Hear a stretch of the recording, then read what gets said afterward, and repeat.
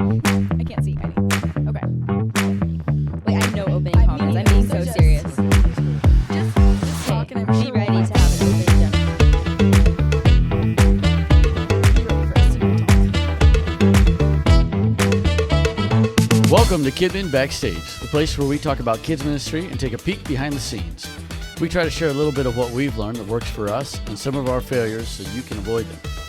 We release a new episode every Friday, and this is your Backstage Pass to see the magic or disaster that happens behind the scenes of our kids ministry.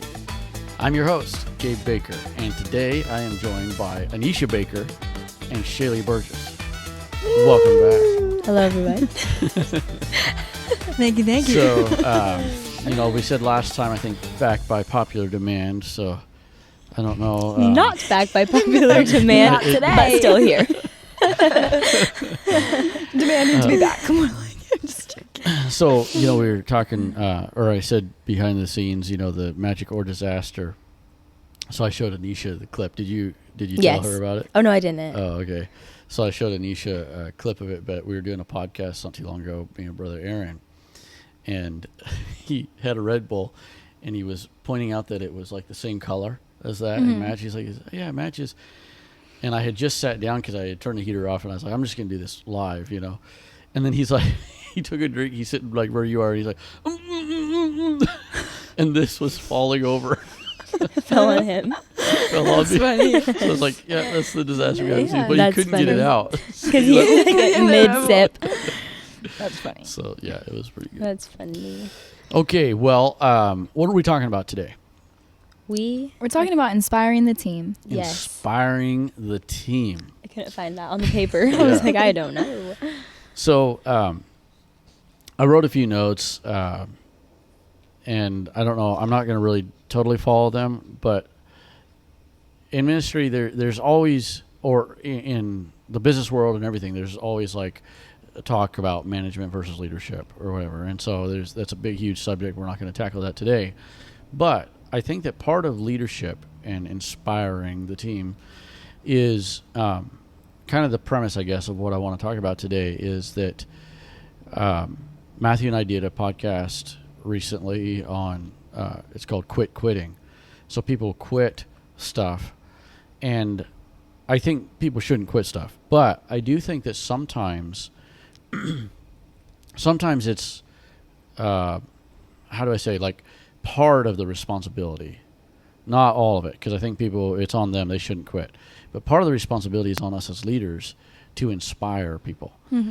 And so when you're doing something that's super cool, like we might talk about Narnia a little bit today, when you do something that's super cool, like the first time we ever did it, of course you guys were in it as kids. As kids, yeah. But the staff was so inspired because we like made our own costumes, and it was like this big build up. We were doing all kinds of decor, and we practiced. We did the whole thing the week before. We crammed like 3 weeks three scripts in a night and did the whole script, for the whole 13 cool. weeks.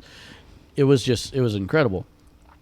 And so people were inspired. There was not even a thought of anybody quitting. There was no thought of like, oh, I hope people show up, because it was just so inspiring and so great.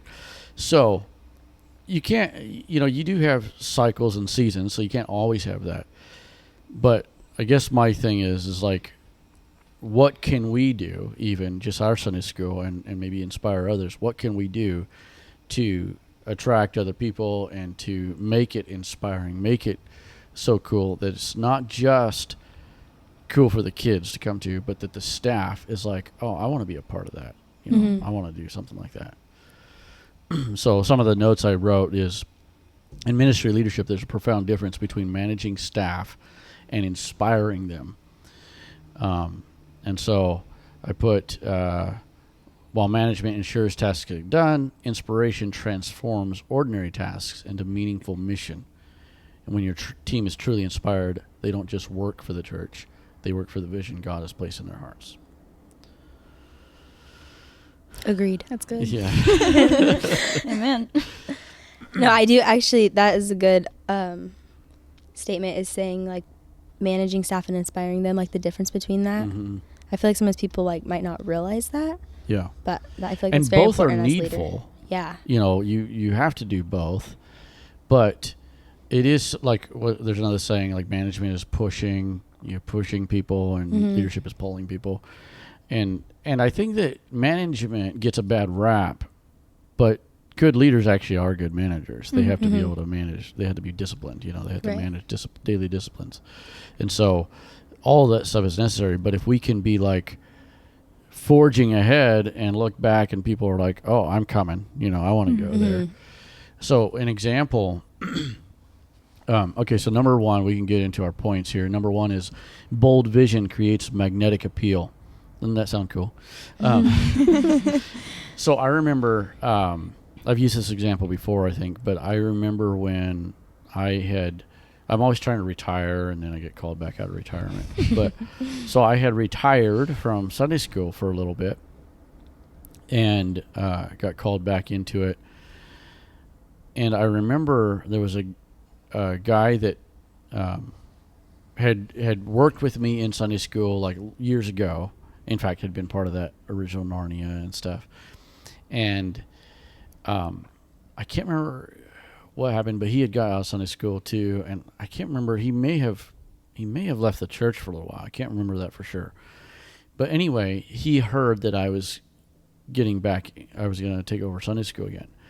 And he like went and talked to pastor, and then came and talked to me, and it's like, I want to be Back involved. in Sunday school. He had no idea what we were going to do. He had no idea what the theme was or anything.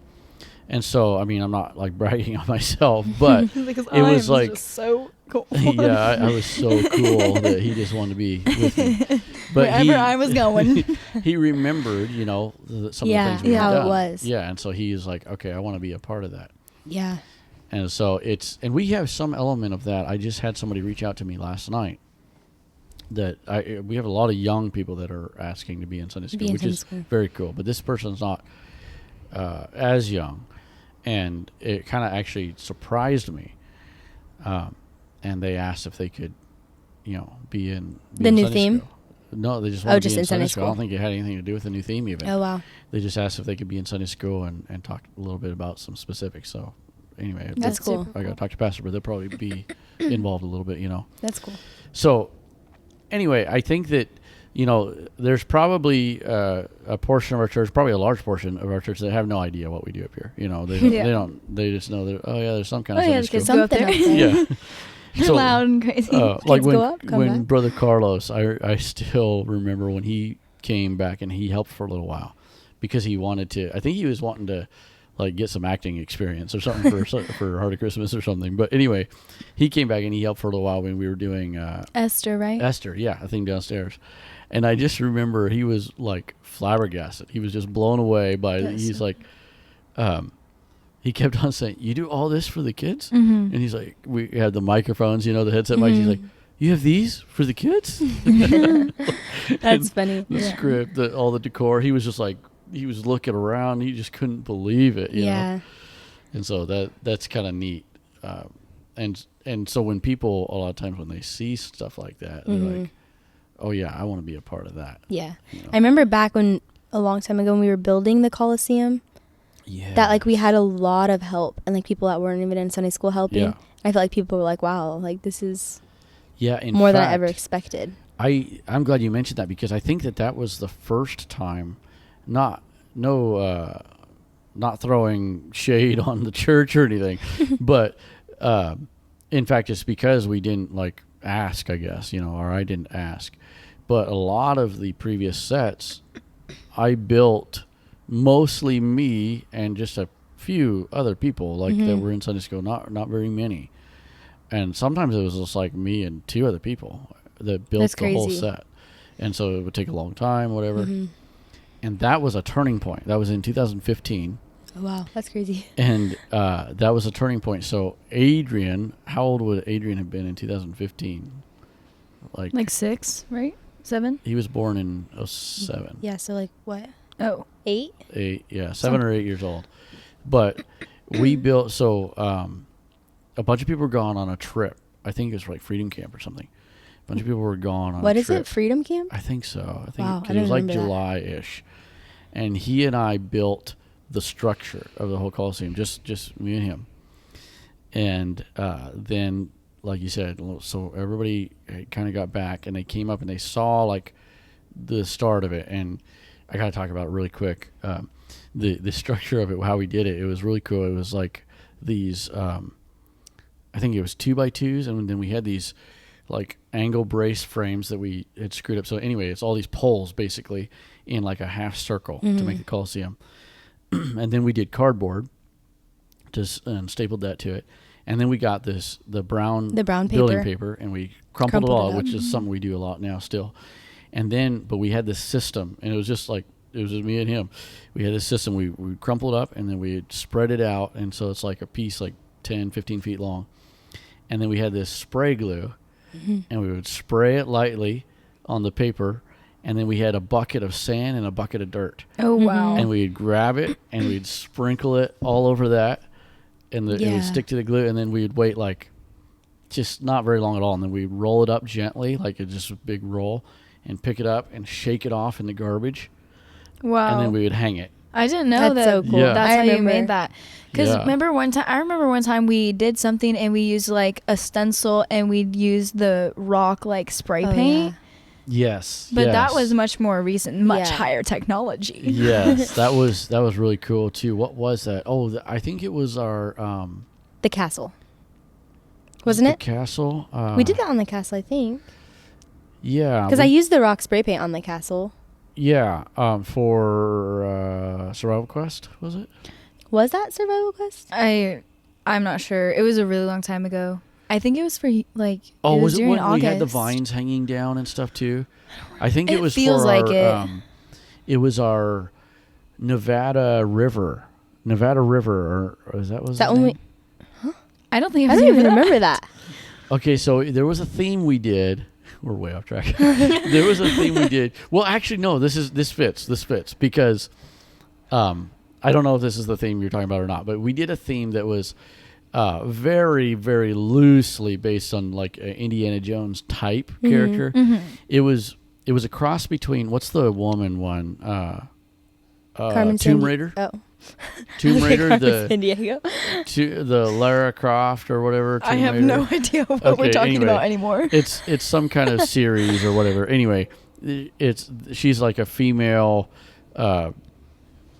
like archaeologist type person that goes explorer and vibes, but runs into bad guys and stuff, right? Okay.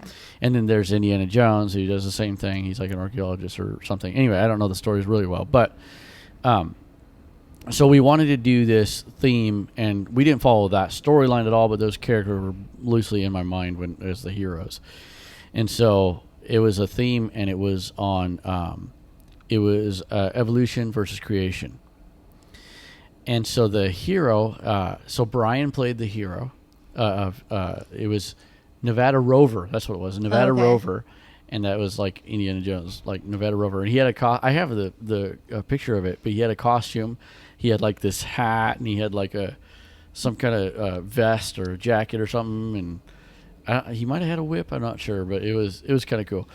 Well, then for the this is where this fits our theme that we're talking about. They all say number one because I copied them. But anyway, so I was like, where are we? So yeah, number 2 is excellence demands excellence, and so we'll go to number 2 because this kind of fits. So the notes are: when you set high standards and refuse to settle for mediocrity, you attract others who value excellence. Okay, coming back to the thing. So the girl part, it was Brooke and Misha. Unfortunately, Misha's not here now, but she was in Sunday school, a big part of Sunday school. So they actually competed which is not a typical thing we do. We don't do tryouts. Yeah. But they competed for the spot. They were like literally exercising and stuff. That is so funny. That's really funny. I think that would be like it was awesome. Funny to do tryouts for stuff. I think it'd be fun to watch them like be judges for the tryouts. It would have been super cool to have like behind the scenes footage or something. That would be cool. Like, and so today Brooke is over here at her house and she is like daily videos of like what they're doing. Well, I'm eating my salad today. That's really funny. That's crazy. I barely remember like the Indiana Jones thing, Yeah. and I kind of remember there being a main character. That name sounds familiar, but I don't remember anything. Like I remember the set. I don't remember Brian being in it. Yeah, so the set was it was like old we had a bunch of boxes and we had used that spray paint, but then we had these vines. In fact, I think my wife had a bunch of vines I feel like for I remember the wedding vines, stuff like or the something. hanging and stuff. Yeah. But I was not in here at all for the theme. Oh, okay. But I remember the vines, like the hanging. Yeah, so I hung the vines all in the brick and everything, and the brick was like, it was all staggered. It Did looked we have super nets cool. hanging on the ceiling? Yeah. And the vines and the nets. And was it like the stuff? camo thing, like that camo net? Was that hanging? That was probably over on the other side, like outside of the room. Maybe I like do not remember this, I but remember I the do. nets hanging from the ceiling and the vines. know. But I don't remember anything about the actual theme. So I don't another thing either. we did, I think this was after it was loosely based on that theme, but I think this is more recent, kind of more recent. I remember brother, oh man, what's his name? Oh no. Anyway, their family was here. Their family was here, and the girls helped. About Brother Newman. I was Oh. about to say, Ah, when you said the man, girls. okay. Yeah, I was Yeah, like, so huh? Brother Newman, they were here in revival, and so the girls had helped a bunch.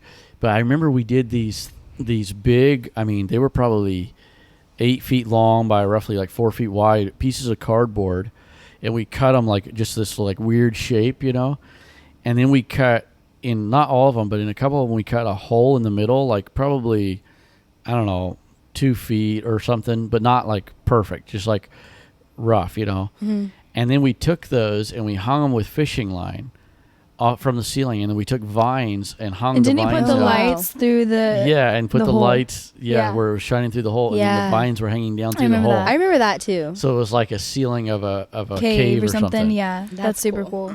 Yeah, that was neat. Man, we should do that again. That was really cool.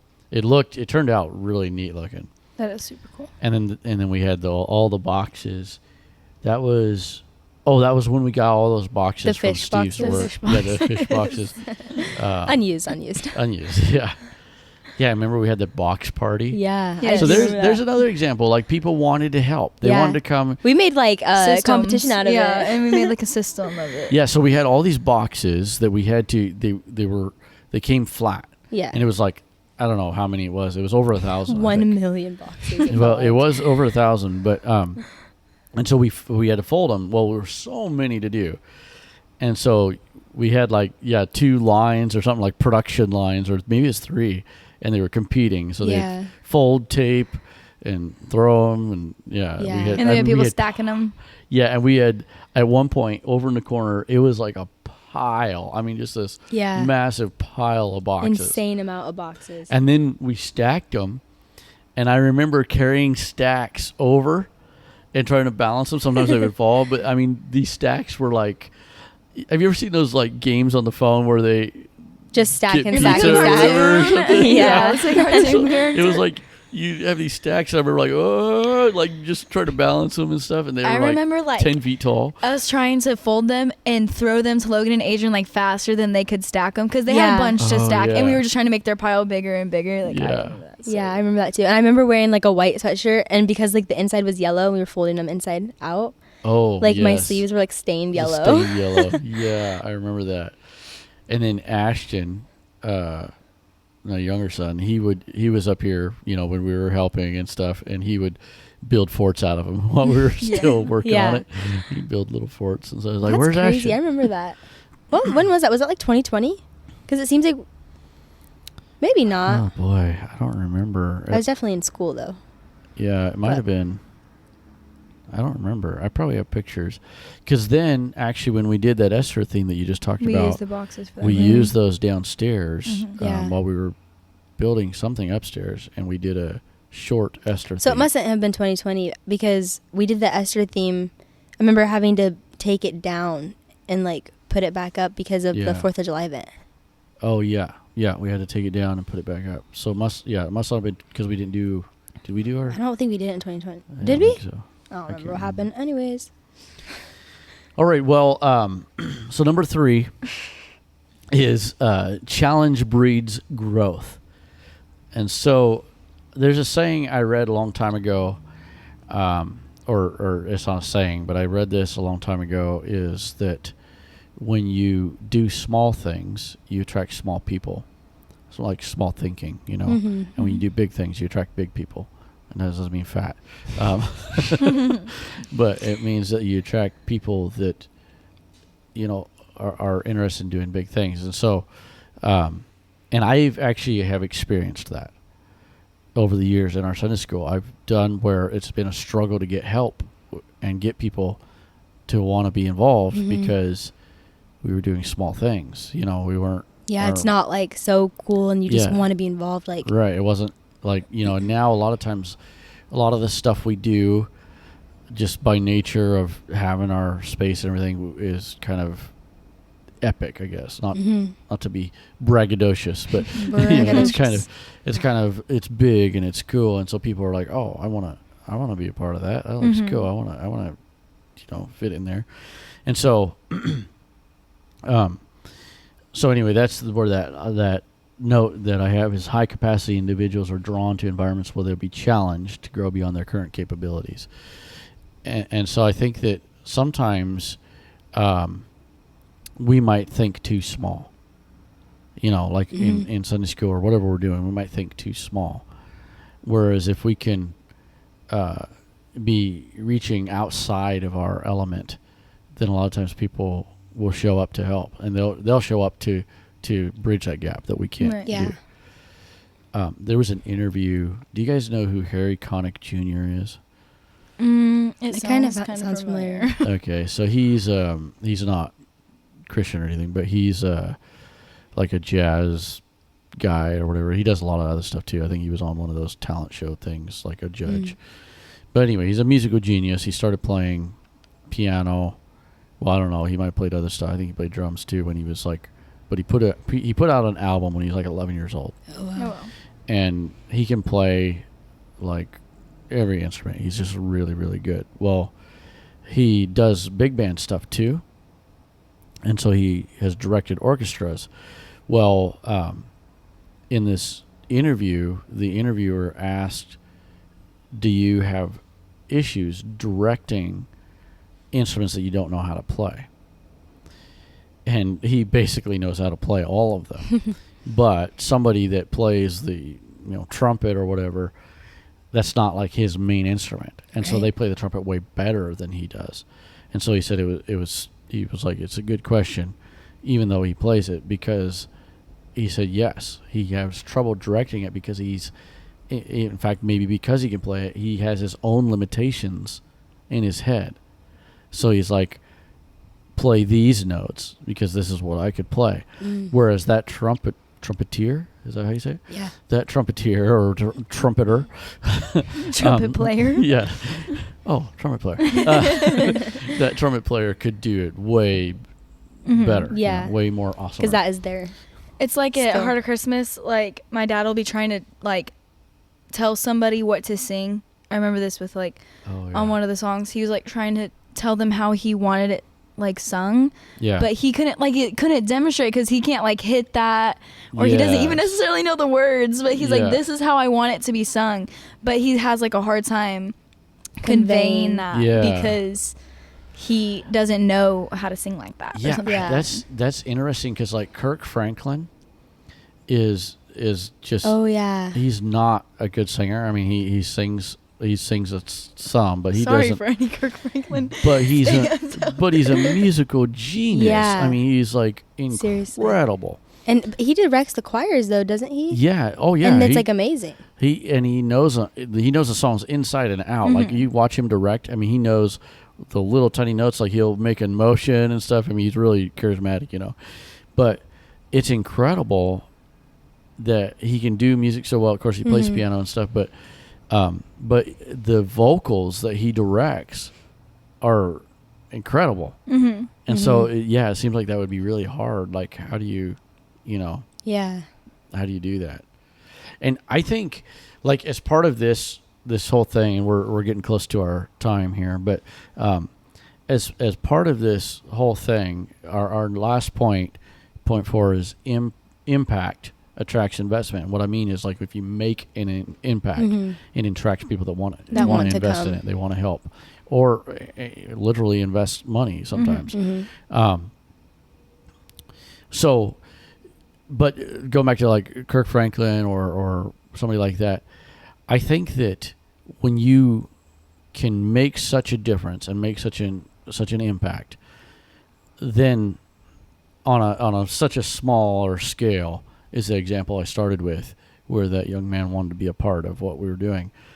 And I think he knew me well and we were friends, but he knew that whatever we were going to do, it would be something that he would like to be a part of, because he knew me and he knew what we had done before. And so if, as leaders, not because we want people to be like, oh, he's so cool, but as leaders, if we can be like, have that reputation, like, oh, he's on board or she's on board, it's going to be good. Mm-hmm. Right. And that's like, there's some people that I know, if they're going to show up to help with anything, if they're going to help clean, or if they're going to help act, or if they're going to help do it, I just know that they're going to be on it. Mm-hmm. They're going to be spot on. They're going to give their all. And it's like, oh, I'm excited they're coming. Mm-hmm. I'm Right. glad they're coming. And unfortunately, there's other people that's like, okay. They just want to be here. I think I don't really know what category or which point this fits into in that outline, but I think something that inspires me as part of the team is when we just talk about stuff. Like, Yeah. we'll be talking about a part that we're trying to do, and we just talk through it, and it gets like more extravagant and crazier and just like bigger and bigger, and it's like, oh, this is gonna be like so cool. Yeah, like, this is just gonna be wait fun. Yeah. until we go out there or Yeah. something, and it makes it like, if you just talk about it and you kind of like Yeah. bounce ideas off, and it grows into That's something. good. Yeah. And even talking about just past stuff we've done, like the other day at the service on Friday, and we were just talking about like stuff that we've done. Yes. And that's inspiring, because be like, oh, cool. What if we did this Yeah. off And of now that? it's like, because like we were those kids, and now it's like, oh, well, we're gonna do that for these kids now. Yeah. and which then it is just super builds cool. off of like talking about it, like breeds that excitement. like and inspiring, like it yeah. is to Yeah. see, be like, oh, that was so cool. Let's do it.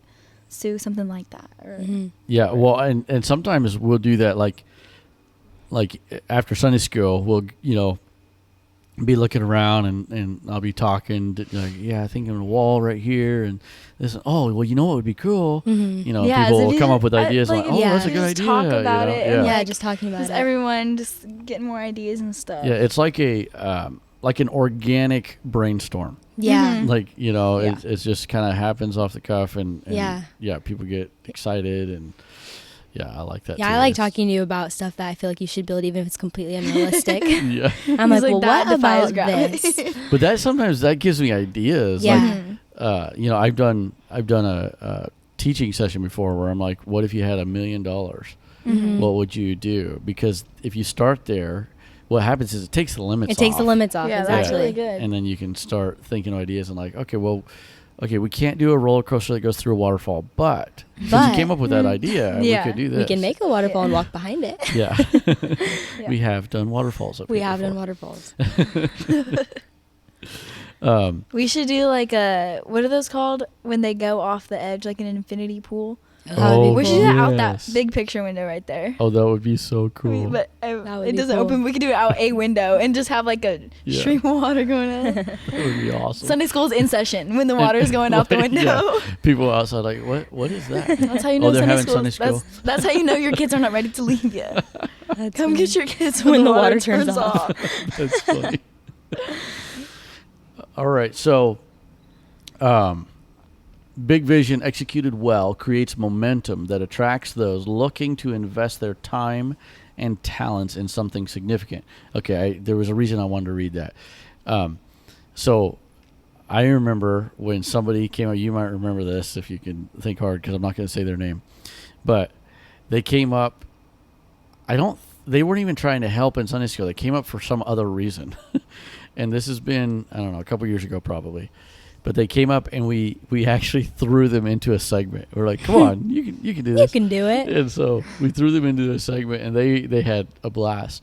Well, they were like, let's go down. We'll go down to Portland, and I'll buy costumes. I want to buy a bunch of costumes. Oh, wow. Do you remember this? I think so. I don't know who it is. Oh, yeah. So they were like, let's go down. I'll buy. So they were like, so that's an example of somebody see something, Yeah. and they didn't really know what it was about. Yeah, and so they got here and they were like, "Oh wow, this is amazing," and they wanted to be a part. And so they, and it's not just people like, "Oh, I want to be in the spotlight too." Like even that person that texted me the other day that I was just talking about, or yesterday, it wasn't like. In fact, what they were asking to do is not a spotlight thing. Can I be Aslan in the theme, please? Can I be? Yeah, and so it wasn't that. It was they just wanted to be a part. And so, when you do big and cool things, and so like rousing, speeches are great. Talking to people and encouraging them is great, and all of these things. But we have kind of I usually have alliteration and stuff in the title, but it's kind of a simple title, Inspire the Team.